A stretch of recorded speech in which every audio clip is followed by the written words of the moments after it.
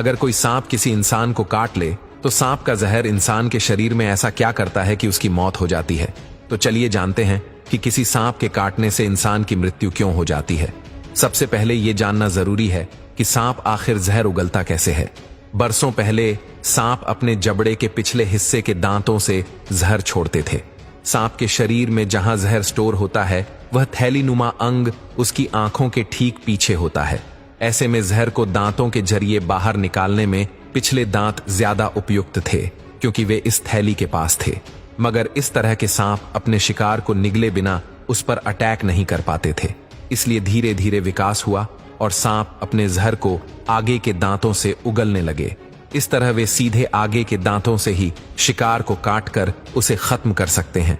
अब जानते हैं कि सांप का जहर इंसानों के शरीर पर किन किन तरीकों से असर करता है।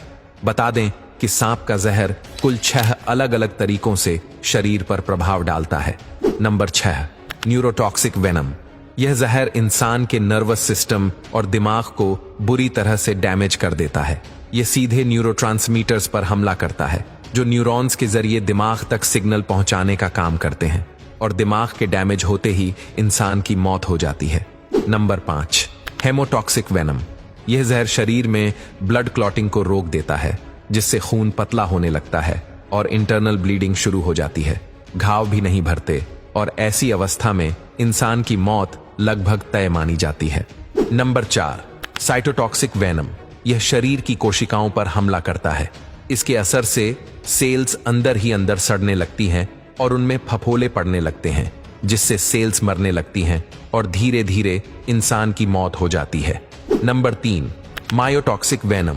यह मांसपेशियों पर हमला करता है जिससे शरीर लकवाग्रस्त हो जाता है और कई बार इस कारण मृत्यु हो जाती है। Number 2, coagulotoxic venom. यह इंसान के खून की क्लॉटिंग प्रक्रिया को तेज कर देता है जिससे शरीर के अंदर जगह जगह खून के थक्के जमने लगते हैं और ब्लड सर्कुलेशन रुक जाता है जो मौत का कारण बनता है। Number 1, cardiac toxic venom. यह सीधे दिल पर असर करता है जिससे दिल का काम बंद हो जाता है और इंसान की मृत्यु हो जाती है। आइए अब जानते हैं कि क्या होता है जब सांप का जहर इंसान के खून में मिक्स होता है। यहाँ 2 ग्लास बीकर्स में इंसानी खून रखा गया है। पहले जार में खून के साथ थोड़ा सा पानी मिलाया गया और दूसरे जार में खतरनाक टाइपान स्नेक का जहर। जहर की केवल 1 बूंद ही मिलाई गई थी ताकि कम मात्रा में असर देखा जा सके। 5 सेकंड बाद जब खून को देखा गया तो पहले जार में खून अभी भी लिक्विड था, लेकिन दूसरे जार में रखा खून जेली की तरह जम चुका था और सॉलिड बन गया था। यह सच में बेहद डरावना था।